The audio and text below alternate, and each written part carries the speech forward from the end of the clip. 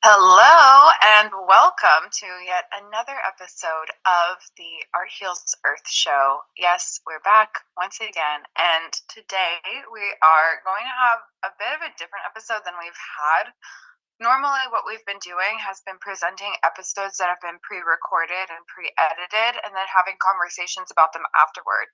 We're still going to share a couple of things today, but in honor of the end of this year, 2024, and the new year of 2025 rearing its head, we are actually going to be hosting something very special. This is the third annual 75 Gentle within the community that I've built, but that community has taken different forms over the past few years. What we're really excited about, and the reason why we shifted gears for this episode, is because we've finally built a foundation that's very solid and is going to be something that can last for, well, more than a lifetime. It's our legacy, and that's the topic of discussion for today. But first, what we want to start off this episode doing is one of the practices that we're actually going to be incorporating in that 75 Gentle Challenge. Starting January 15th, we are having a challenge to keep you on your goals for all of quarter one of 2025. That's why we have 75 days on the 15th day of January, which will carry us through the first 90 days of the year. Everyone has big and sexy goals in the beginning of the year, but come February, it's kind of hard sometimes when life hits to actually keep yourself accountable.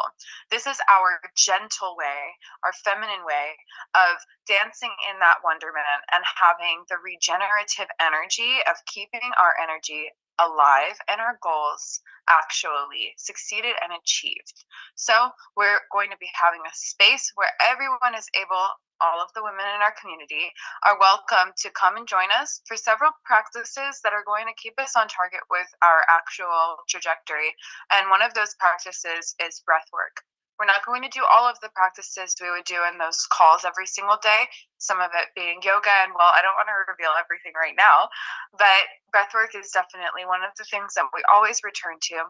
So we're going to start the call, and we invite you to join us with a short breathwork exercise. This is something that is called box breathing, and it's actually one of my favorite types of breathwork because you're able to have a visualization while you go, and you can practice this anywhere without anyone really knowing. So it's something that helps ground you into your reality. Let's give it a try.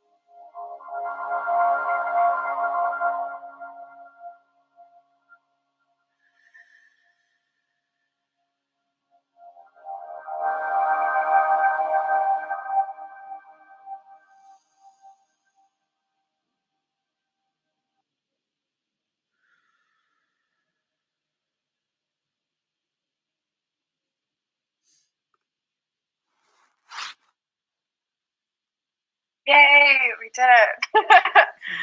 What's funny about breath work sometimes is it feels like sometimes when you're doing it, you're like, will this ever end? And then when it's over, you're like, no, I wish I had more. Like, wait, I missed that last one. Do it again. Do it again. Do it again. One more round. This one's more gentle, and I like that. But my favorite is always the energy breath work. But as per request, we're just doing the simple one today. So, yay, ladies! I'm so excited to be able to have this conversation with you. And I do have something I want to screen share first, but I'm kind of curious, just because we're doing a little bit of a different format this week, if there's anything like off the top of your mind or on the tip of your heart that you want to actually, share right now, just maybe from, and I'm totally improvising, but maybe from, some of the experiences that you've had so far with us getting to know each other and working on the trajectory that we've been on with Life Flow Legacy, and now just something brief, but something that is resonant with you as we're taking this shift into something a lot more stabilized, a lot more predictable, not in a bad way, but more reliable, I think is a good word. As we've built a foundation that's a lot more solid for not only me, but all of us and the people that we're bringing into our existence. Is there anything you'd like to share? I think I want to add that we started not very long ago. I think in the course of 2 weeks, it sort of went from being extremely how do you say it? Like having no real vision to within a few days being extremely tangible. Yeah. And built on that route to building more structure. But it was so quick to figure things out. That's what I feel. With a project this big, you don't always know when you get that type of structure, but that ball started rolling really quickly, I believe. That's so true. Yeah, thank you for sharing that. What about you, Ani? Yeah, I agree. I'm very excited for what we're building right now because I know that this is going to be such a key and safe space for a lot of women, us included. Like, we're really just building what we have already and just like sharing it with the world because we do this stuff together every day already. And it's going to be a great experience to be able to share it with the women of the world. Very excited. Yeah, I mean, that's what they say is the best thing to do. And that's what everyone sort of says looking back on their success journey. Like, I just built what I needed for myself, or I just said what every author, every poet is like, I just said what the small version of me like needed to hear. And so what we did and what we're doing is observing the world around us and creating a solution that we could have used that would have helped us fast track. And I'm so grateful for us to have mentors around us who understand that and have done the same and have a long history of having done the same successfully. So let's take a look at what I edited last night. I know I withheld it from you. I don't normally do that. I'm normally like, something, and then I send it to you and everyone's like, yes, in the group chat. But last night, I wanted it to be fresh for our call today. I wanted it to be the first time that, you saw this and that we could have a moment together of just like genuine reflection as we're, easing into a substantial conversation around what it is we're building, what it looks like, and, just the journey of what that has been.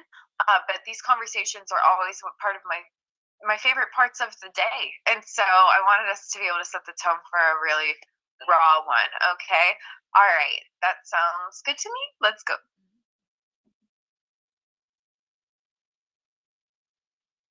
How you feeling? Feel all right? Ladies, it's time to unleash your inner financial femme fatale, says $22 billion market cap. Yes? Okay. So doing well. I'm so bossy. Let's make money moves. The basic principles of financial literacy, the basic principles of financial planning, how to reach financial freedom and how to create generational wealth has never been taught to any of us. You just need to get these SOPs straightened out. Did you know women control over $10 trillion in the U.S. household financial assets? And 71% of us want our investments to mirror our personal values. The financial world is our oyster, and it's high time we claimed it.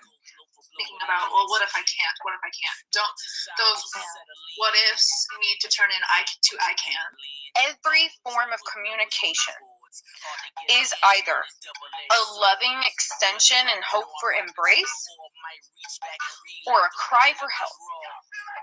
You can't survive off of a lack mindset or a fear mindset or scarcity mindset or a survival mindset. I've had a lightning bolt awakening, and with the guidance of a business coach, Peter O. Estevez, and the financial strategist, Mauricio Garcia and Jody Humphrey. Like Peter said, you have to get out of survival in order to actually upgrade. We're on the hunt for 10 trailblazing women ready to revolutionize financial literacy, craft savvy financial plans and policies, and sprint toward financial freedom. Compound interest upon compound interest is the law's greatest reward.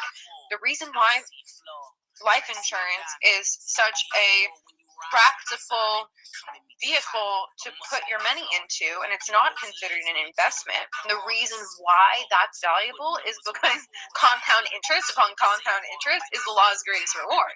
Life insurance policies have great compound interest. They're tax sheltered.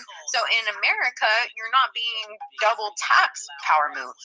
Forget the old school blue jobs and pink jobs. Taking charge of wealth and creating generational prosperity is where women shine brightest. Taking an hour to do your fucking yoga, open up your hips, breathe into it. The most productive thing I could ever do is open my hips. That being said, join us in this exhilarating journey to redefine financial leadership with boldness, creativity, and a dash of cheeky wit.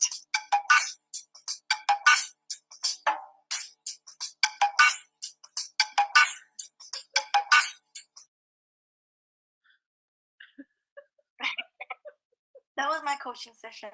I was being coached. Annoyed because I wanted to include like clips of all of our meetings so far, but our favorite AI system is on its way out, so I wasn't able to like get everything. But I'm glad I got what I got because it still conveyed the message for sure. That was so cute. Definitely. Your meme. It really was. Gets me every time. I thought you were going to show the challenge, but this one I didn't expect it. Yeah. So cool. Yeah. But it's beautiful. I see all three of us asking the similar questions, but we're still there for each other whenever that question appears.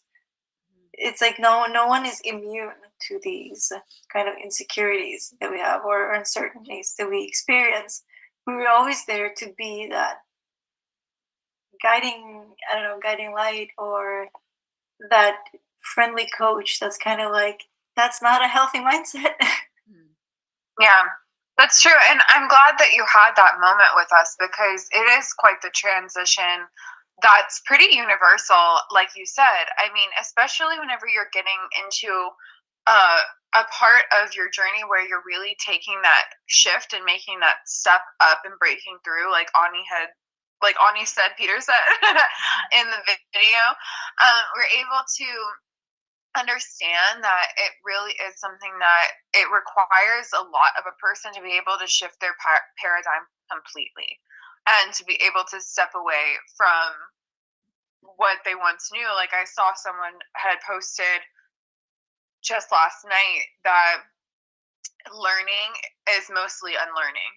And I think that's especially true when it comes to wealth and when it comes to building something more sustainable, because the colloquial they don't want you to succeed. Like they don't want you to be rich. They don't want you to be wealthy. They want you to have it and then blow it all on things that don't matter, or just fall into consumerism within that field. But if you're actually like in touch with your femininity, and if you're in touch with your purpose in life, chances are you're going to make a really big difference when you have that level of success.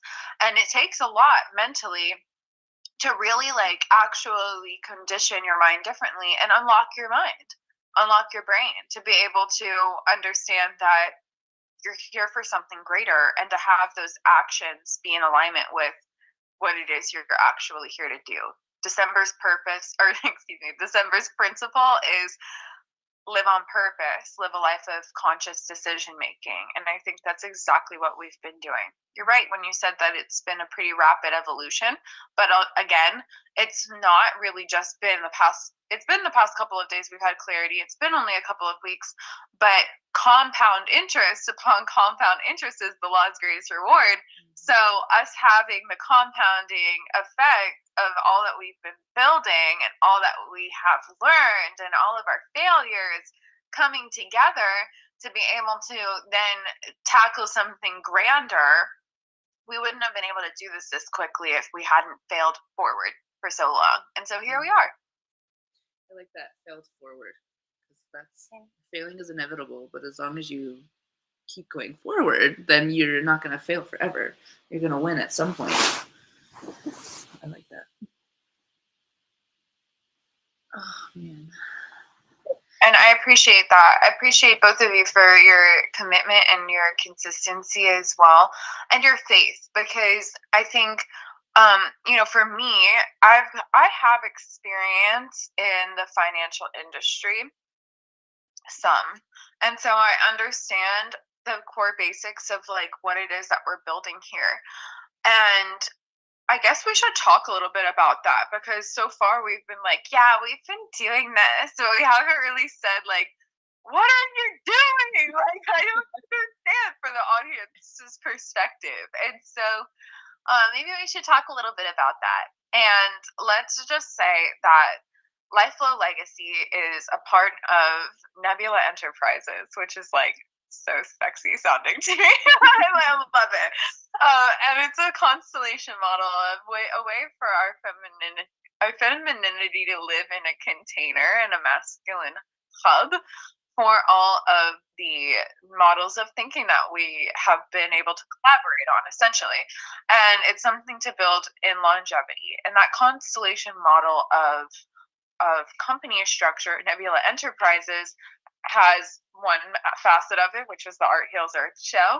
Another facet of it, which is the Les Creative Studio, which thank God we have that, because I don't know how we would be doing any of these things without that. So shout out to Ani, and thank you so much for being a divine mother of that project and a divine creator, allowing me to also be able to shine within that and use my creative skills and help us train others to be able to use their creative skills toward projects that are really just like cool and fun, and also inevitably pay people and teach them how to use their artistic skills for the marketplace.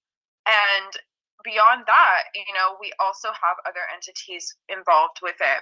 We have our prosperity network, our divine prosperity network. It's our hub for all of our people to live. Not everybody is a client, and not everybody is an employee. Like, we have a community of people. And so what we're building, and what I imagine, if Ida so chooses, could be her birth child, just like your birth child, just like a Les Creative is Ani's, to be able to be a place where we really have the more emotional, intelligent side of things, and we co-host all of these events and retreats that we're already involved with indirectly, but now we can be more directly involved and inviting people through our network and using our network to support other people around us, right? And then beyond that, we have Lifeflow Legacy, which is our hub. It's our hub for financial freedom. It's a place for the women around us who want to be able to learn how to earn more substantially and be able to provide actual financial advisory that has femininity in mind. We are looking to have 10 trailblazing women on our team. Just 10. We don't need a whole, army of people, but we can be our soldiers in our own right and fight for something that we believe in, and that's being able to transfer wealth on a large scale to the women and to the Gen Z women of the world, because that's what's already happening in the markets. If you follow finance at all, you see that that's the reality of what's happening. And for our divinity, we understand our purpose and calling to be the nurturers of many requires the resources from the providers of the world. And we have those relationships with them, and we're becoming the channel for all of that. Essentially, Life Flow Legacy is the place that understands that wealth is a spiritual practice. We're looking for women who understand wealth mastery as a spiritual game and building communities with them to be able to advise people more in alignment with what our actual goals and visions for this earth, what that is. And that's why it leads right back to Art Heals Earth show, because this is our modality to be able to amplify that message in all of its different forms and be able to have wealth and have financial planning and financial freedom be sexy, because it is. Be fun, be creative, be divine. It's true. Like, our femininity is a channel for us to be able to communicate to the world and communicate with the world, to be more in touch with our root chakra and to really be in a relationship with the ground and with the earth, and have that energy transfer be something that's sacred and divine, and have it reflect financially in our lives and in the lives of generations to come. That's what we're building here. It's very exciting. I love that you said that making finance is fun, because I believe when there's no scarcity in finances, then it is fun. So when we're taking out of the fear of money, fear of making money and fear of losing money, when we take out the entire fear around money, we can actually have fun with it. And that is what a lot of people just think it as a tedious task, budgeting and following up and all of those things, investing even. A lot of people think is super boring. But there's so much fun aspects to the financial part, and so much femininity to it as well. It gives us the control of our lives to live it the way we want to. And it starts with your mindset too. And that's why I think 75 Gentle starting up in a few weeks, I think is going to help not only just us stay in the mindset of having, life and finances and building and all these things be fun and lighthearted and be able to play in our femininity that way, but it's going to help other women just see that it's possible to change your mindset around these things and stay there and have the support that we're offering to be able to stay there. Like you said earlier, like, we're a good reminder for each other, because we all have moments where we're like, oh my God, what am I going to do? And then we're like, wait, just think about this, just do that, just think this and flip this. And like, it's just a good reminder and support system that we have here to be able to nurture that mindset, because you really do have to nurture it, especially after, at our ages of the amount of years of programming that we've had being in in any country really, but I know specifically just speaking from my standpoint of being in America and growing up in a scarcity mindset and all those things, especially around finances. It's nice to have women around that's like, okay, hold up, bitch. Like, let's reel this back in, because we don't have to say that, and we don't have to think that, and we don't have to, operate in these ways. We could do it this way, and life could flow so much more abundantly when you are there. And it's so true. Like, of course, we wouldn't call you bitch, but that just came out. Yeah, we really probably wouldn't, but you know what? Keep that energy all 2025. I love it. There you go. It's weird because, as we all know, like, we're pretty hippy dippy in the energetic space, just as much as we are grounded in reality. Like, I was listening to my tarot this morning, and the message that kept coming through was all about fear. And when they say one message, like, if you're getting a reading, you get a message. And I know you guys experience this because we just read each other's tarot for 2025. But whenever you have one message and then it comes up again and then it comes up again and it's like, okay, I believe you. Like, I get the message. I'm listening, right? The message was around fear, and it said that fear is false energy acting real, or false energy appearing as real. And I thought that was so deep. Like, yeah, your face said it all right there, Ani. Like, I hadn't heard that before, but I think that that's a message that's becoming more popular and being spread around. And I'm glad to see that, and I'm glad to know that, because when we're looking at our mindsets, particularly around money and around wealth, there's a lot of falsehood in that. And I think it's interesting that we're transitioning from the lies we tell ourselves episode into this episode about life flow legacy, because whenever you are in a world that your perception is full of lies, there is no there's no clear channel to the abundance that surrounds you, because you're so busy looking at things through the lens of falsehood. And so false energy appearing real as fear, I think, is very deep. The energy of love is the same energetic frequency as money.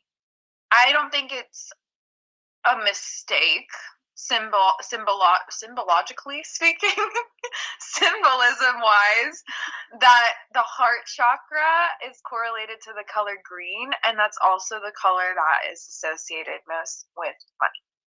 And whenever you are in that energetic state, you understand what it is to give from the heart and have good things come to you in the process. And this is more generally speaking. This isn't like specific to the ways that our operation is actually serving the world, but just in general, there's a law of value creation.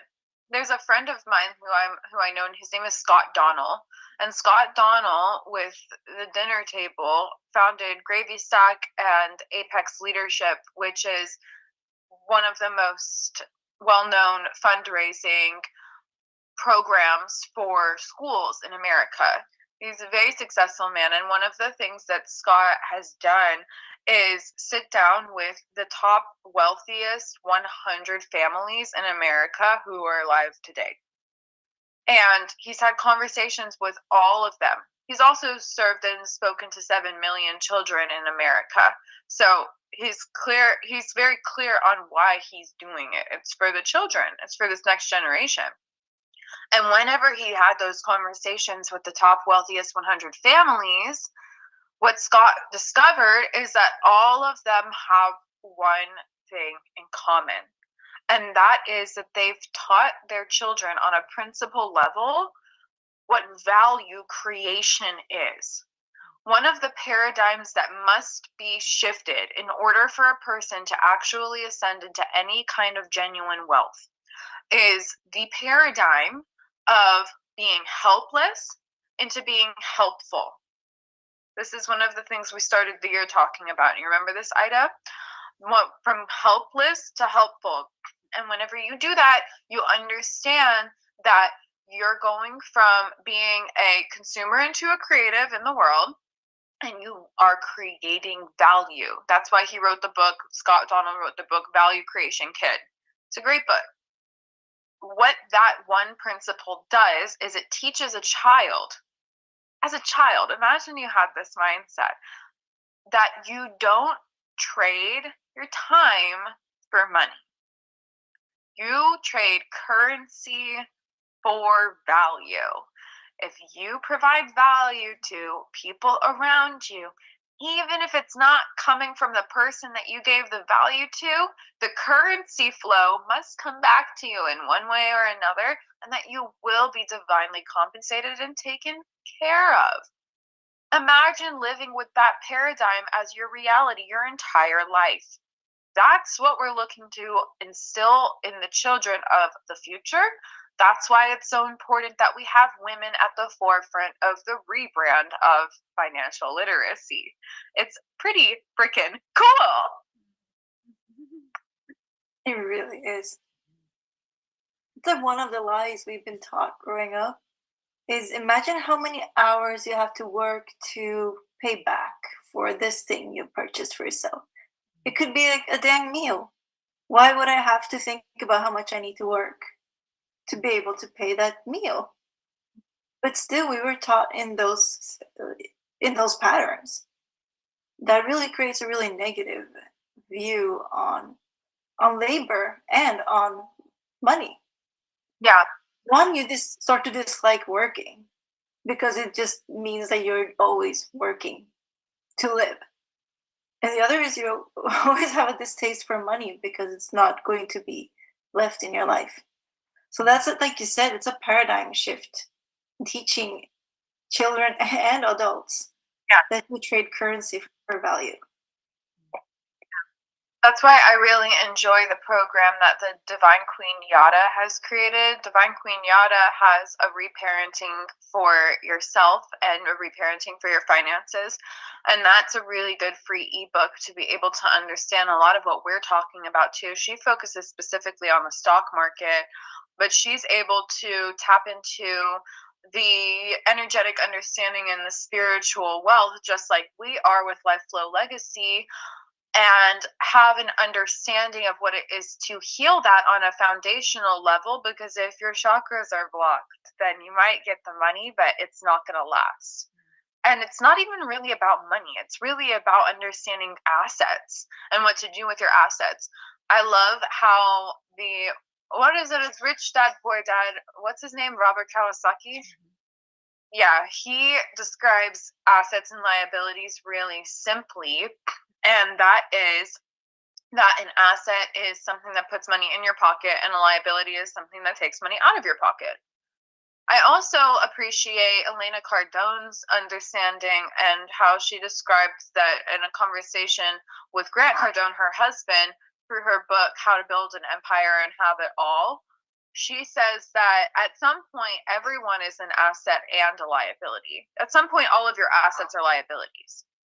And so, if you look at that metaphorically speaking, some of your best relationships, some of the people who pour the most into you, might take from you during a certain period of time because maybe they don't understand. Like, for example, with me in this journey with financial literacy, like, I was totally clueless in the beginning to so many of these things, not just because my paradigm was shifted, but because it's a complicated world. The language in financial literacy is written by the baby boomer white man.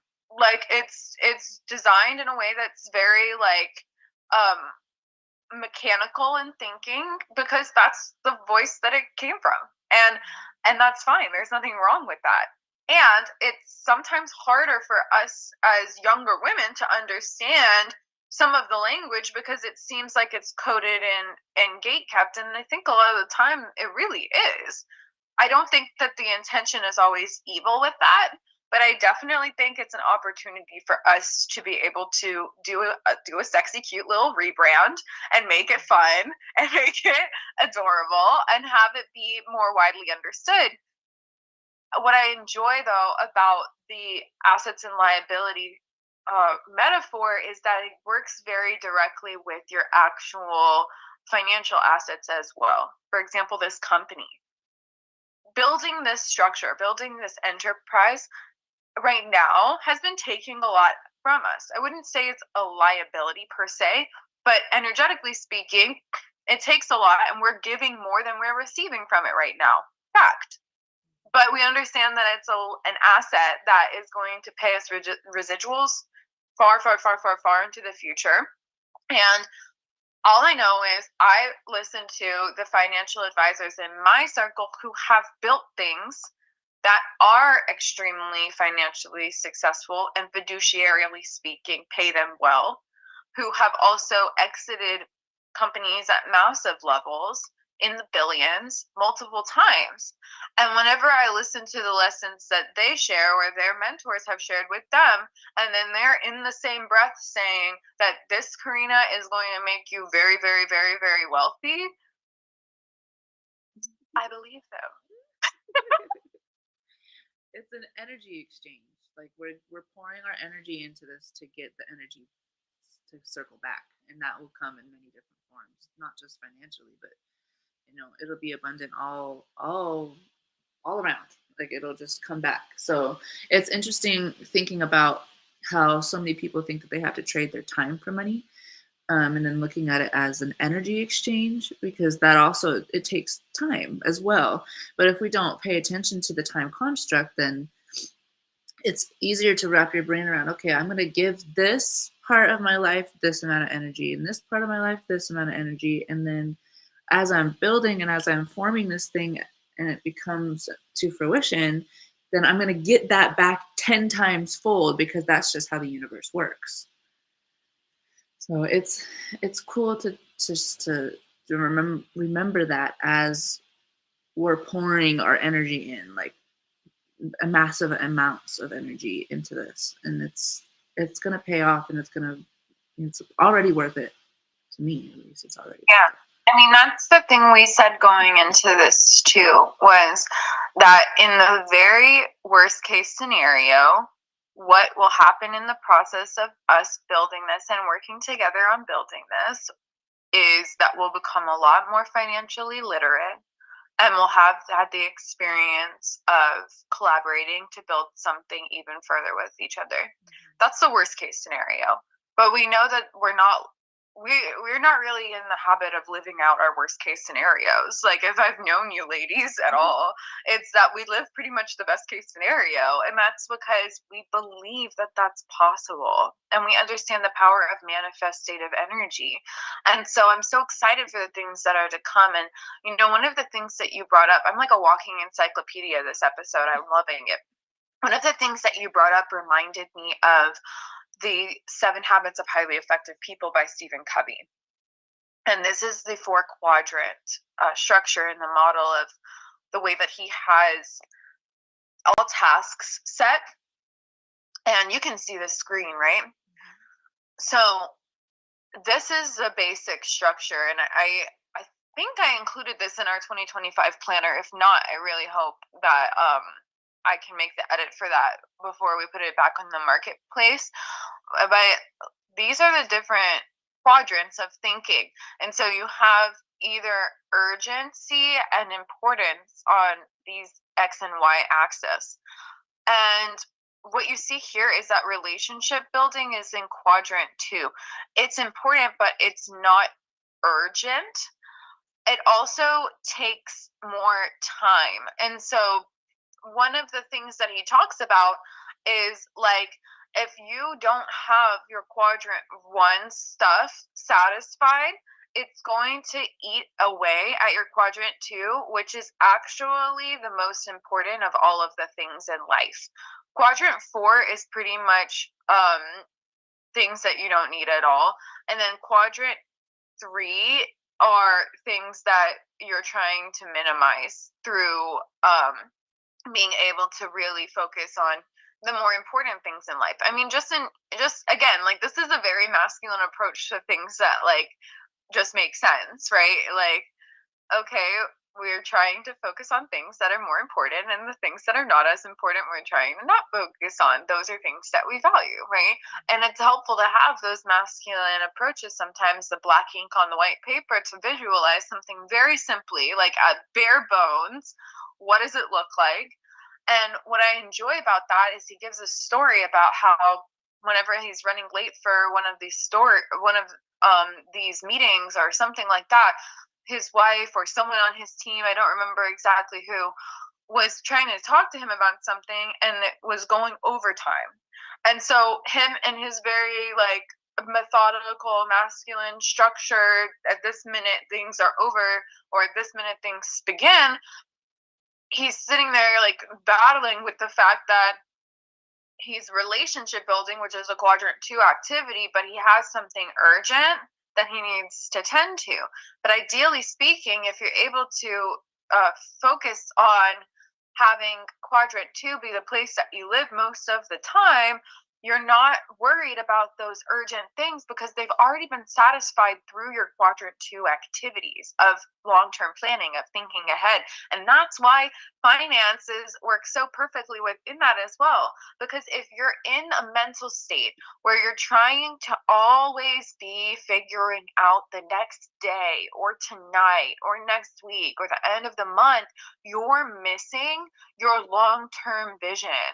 You're not able to actually imagine the possibilities that are going to bring you ahead to where you don't have to deal with the short-term urgent things anymore. You don't have to be constantly trying to figure out what's next.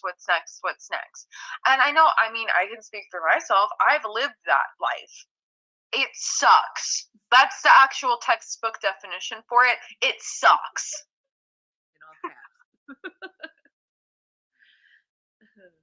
That's the cool thing about women being in this space too, because we're naturally really, really, really, really, really good multitaskers and like habit stackers.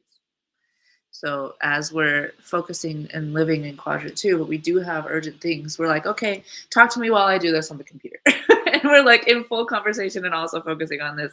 And we're getting things done in multiples all at once. And that's how women are so able to collapse time and get shit done like so much faster.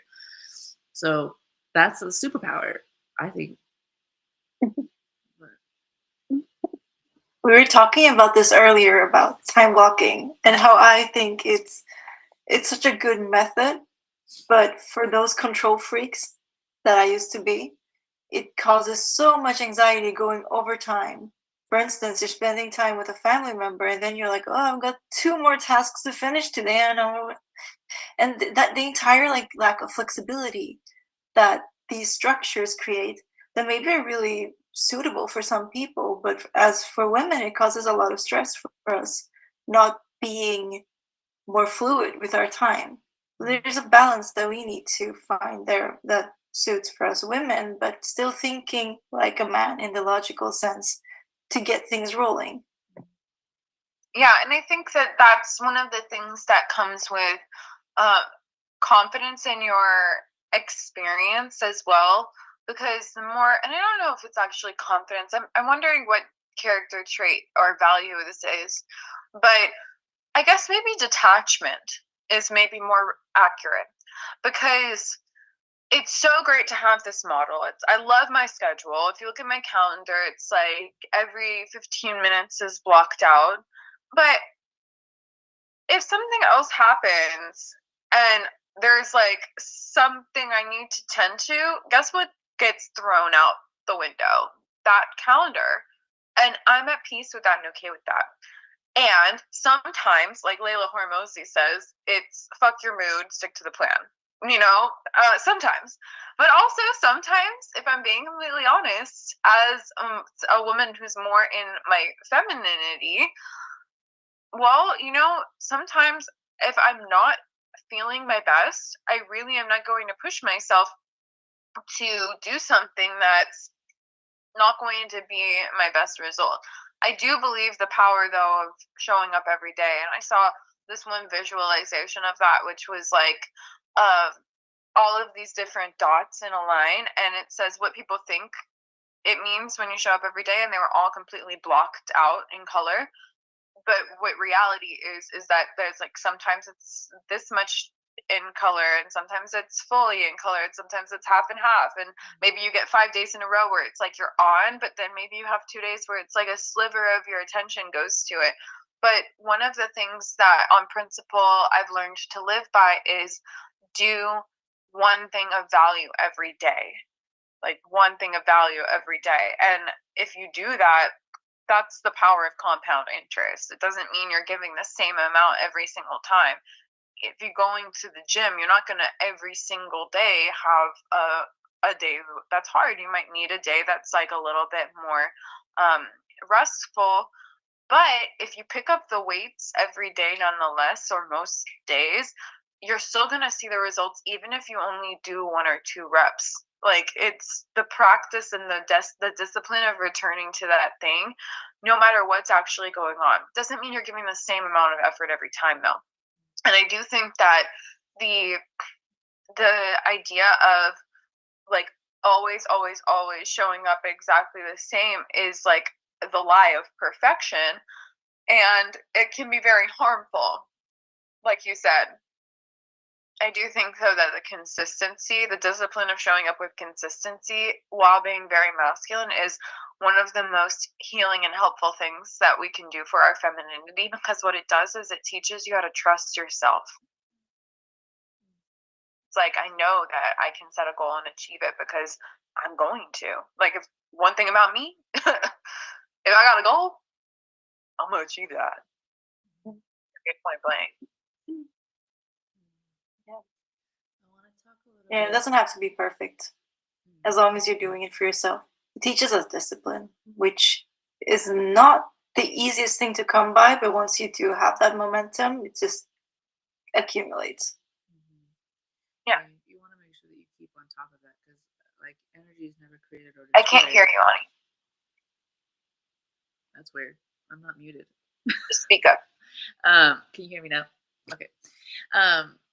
Energy is not created or destroyed. It just keeps going. So as long as you stay within that momentum, even though, like Karina, you said, if it's just a little sliver this day and a little bit more this day, and then like a little, this tiniest sliver the next day, that's still the momentum. And you're still keeping that going. As long as you are keeping your mindset and your energy flowing in the right direction, you're going to get there. And I like to give myself time limits. Like, say I have a project, I have to get this done today and then have it submitted by tomorrow. Okay, I could spend 6 hours on one thing. Easy. It's so easy for me to do that. But if I say, okay, I'm going to get this done in 2 hours, then I'm like rapidly, and it's going to get done in an hour and a half. And that's awesome for me. I love that I'm able to function that way. And I think that's not for everybody, but a lot of people and a lot of women are able to do that, especially as a mother. I have to time block, and I have to, that quadrant 2 is my purpose in life at the moment. With 2 little toddlers, I have to give them my attention, and I have to nurture that relationship. But I also have to get shit done, because I'm not only a mother, but I'm a single mother, and I'm financially responsible for all of us alone. So it's that time blocking allows me to set my intention for what I have to do today. I give myself, while my son is at school, I give myself from 9 a.m. to 3:30 when I have to go pick him up from the bus. And I have to get some days I have 37 things on my to-do list. Sometimes I have 6. And I give all my time while he's at school. That's the time that I have to get that done. After school, okay, I'm in mom mode. We're playing, we're cleaning up, we're making food, we're doing like crafty things, we're playing outside, we're doing, the quadrant 2 relationship things. So that time blocking in that way is so helpful for me to be able to stay in that momentum going forward. And if I have a day where I'm like, okay, I have a headache, I just need to rest, I need to do this, I need to do that, I can't do this, I can't do that.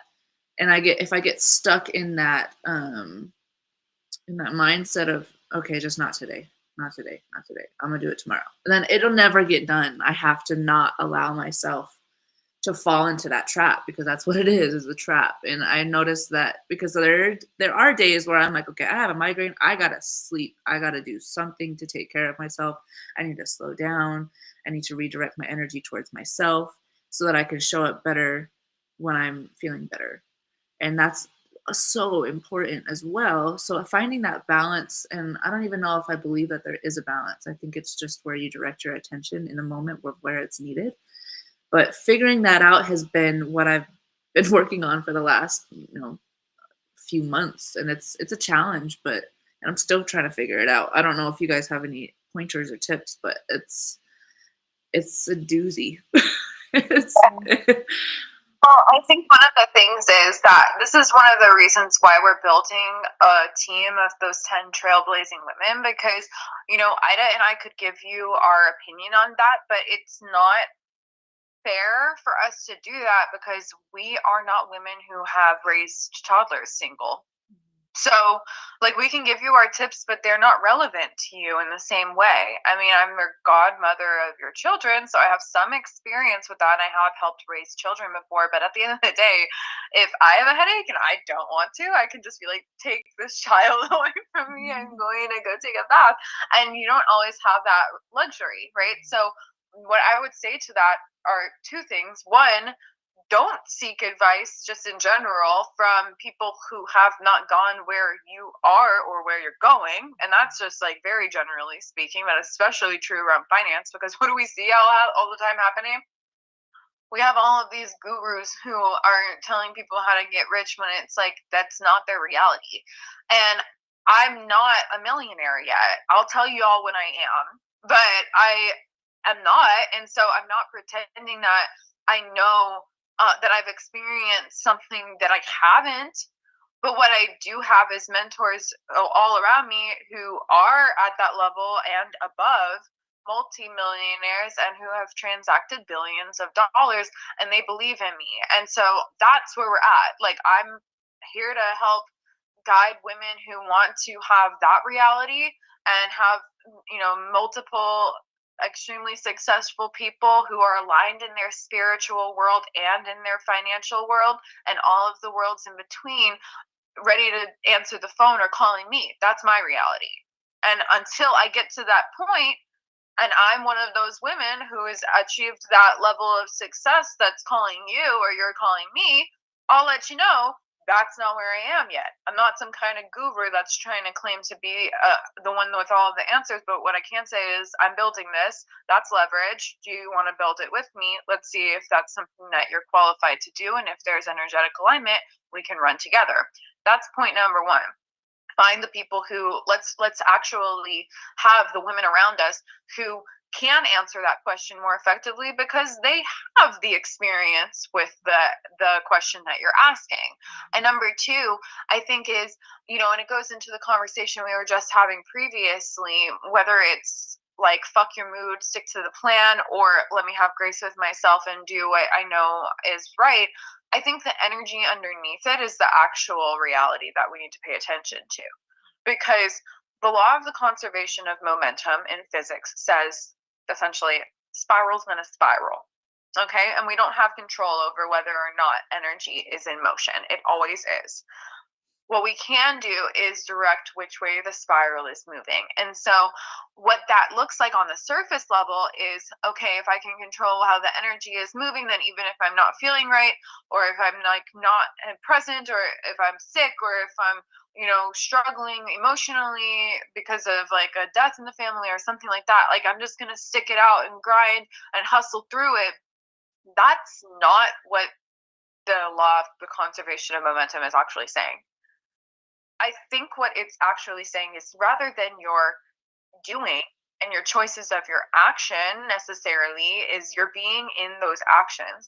And so if it's coming from a place of tenderness, grace, and love for oneself, that's the determining factor on the momentum. Because what we know, energetically speaking, if we are wise, is that this doesn't mean anything, but what's coming from it, where the energy it's coming from, means a lot. I could say something to you, and the words that I'm saying don't match the energy, but guess what the universe hears? The energy. I heard someone say that the devil only hears the words you speak, but God only hears your thoughts. I don't know how much I believe that specifically, but I think that that's interesting because it's like the worldliness of reality, or the devil energy, and I put it in quotes because I think it's a symbol more than anything else. And not that it's not real, it's just that symbologically, I need to figure out if that's a word because I said it like 3 times this episode. Symbologically speaking, it's something that only has attachment into the form, like the words being projected out into form in some kind of way, but our inner world is the actual determining factor. So in a succinct way to describe what I'm getting at, if you're choosing to not do something, even if it's your goal, and you're choosing to not do it because you're choosing to love yourself in that moment, I think that's the right decision for you. And if you're choosing to not do something, even though it's your goal, and you're choosing to not do it because of negative energy vibrations pulling you away from that, I think that that's the wrong decision. I think choosing to transmute it to where you can act in a sense of tenderness and love toward yourself is the answer. Sometimes that means doing the things that we've set out to do. Out of love, I'm going to accomplish this goal. Out of love for myself, I'm going to finish this page. I'm going to finish this book. I'm going to finish this task. I'm going to choose to finish all the way and fuck my feelings. Even if I don't feel that great about it, I'm still going to do it because I love myself. That's right on the money. And in the same breath, if the choice is I'm going to not do this because I love myself right now and it's just not what I fundamentally need in this moment, I think that that's also right on the money. Yeah, because if you ignore your needs, like back to going, like if I ignored, okay, I have a migraine right now, it hurts to look at a screen, it hurts to talk, it hurts to just, exist right now. But let me just keep pushing because I have these deadlines. Then that problem that I have is going to grow. It's not going to go away. It's going to get worse. And then I'm going to be out. I'm going to be forced to sit down and take care of myself. And it's going to be a lot worse than it would have been if I were to just have noticed, okay, I'm not on my best right now. Whatever I produce right now is not going to be at my best. I'm not going to get the right results that I'm looking for. Let me just sit down for a moment, take care of myself, and then get back to business when I'm feeling energetically ready to produce something great instead of half-assing it because I don't feel good. That's such a, it's so important. So, because you want to go with your best foot forward, not your hurting foot forward and just trying to hobble forward because you're just trying to get something done. That's not going to work out for you. It's not. And that's coming from experience. On my way to my goals with my peg foot, I'm gonna make it. I'm gonna make it. And you can make it, but it's gonna be harder. It's not gonna be, the results that you're looking for in the best way possible. It's gonna be half-assed, and you're gonna struggle on the way there. I don't want to struggle. I want to freaking thrive. And there are moments where I do struggle, but I give myself the space and the energy back to myself to be able to transmute that struggling energy into thriving and into being in a great space. Do you ladies know what your one word for 2025 is yet? Mm-hmm. Do you, Ida? I don't know a specific word, but based on the readings, I think that it's too profound to even speak of it, but somewhat, yes. I have a definition of the next year, but not one specific word. I totally get it. The reason I asked only is that 2025 is the year to thrive for me. What's yours, Ani? Action. I love that. And in fact, I think that should be our closing thought. Maya. Massive, immediate, imperfect action. Massive, immediate, imperfect action. Maya, Maya, Maya. I see you, Ani. Wait. Do it again. I love it. I think that that's a good closing thought for us today. Ladies, thank you so much for holding this space with me to be able to introduce the world to what it is that we're building with Life Flow Legacy and how it relates to Art Heals Earth show. I think that this is one of the most important things that we can do on this mission to unlock 1 billion closed minds. And the more that I surround myself with really big numbers, the more that 1 billion feels so small. I think we're already on that path, we're on that trajectory, and look at us. We've already changed our own lives so much. I always say I unlock my own mind 1 billion times a day. And so if I can do that, I know I can help plant seeds of hope and grace and love and prosperity and other people to have gardens by the time I'm gone here. I'm so excited to be building this legacy alongside you. And for anyone watching, we are inviting you and calling you into action, because as much as we love doing this, the three of us, we can't do it alone. And I have full faith that as Allah, as God, as the universe aligns us deeper within our own selves and with our own callings, that we attract the exact right women to walk alongside us, to make a more beautiful world for our families, to make a more beautiful world for our earth, for our planet, and to be able to nurture it, nurture the land, to nurture our environments, and to build magnificent structures and innovative technologies that allow us to not only thrive, but build a legacy worth building. I think that that's really special and is something that I'm going to sit with for the rest of this day. And I guess the next time we'll see you, it'll be 2025. So we invite you to join us to be a part of our 75 Gentle Challenge. 75 days of keeping yourself accountable within this loving container of just delicious, hilarious, talented as fuck, slightly delulu women who understand your goals, have the abilities to support you in them, and have the desire to. Please join us every day for the first 90 days of 2025, starting January 15th. That's our 75-day Gentle Challenge in the Lifeflow Legacy Company as a part of the Nebula Enterprises, beaming down to you from 8,500 light years away. I'm Karina Nebula. I love you all so much. Thank you.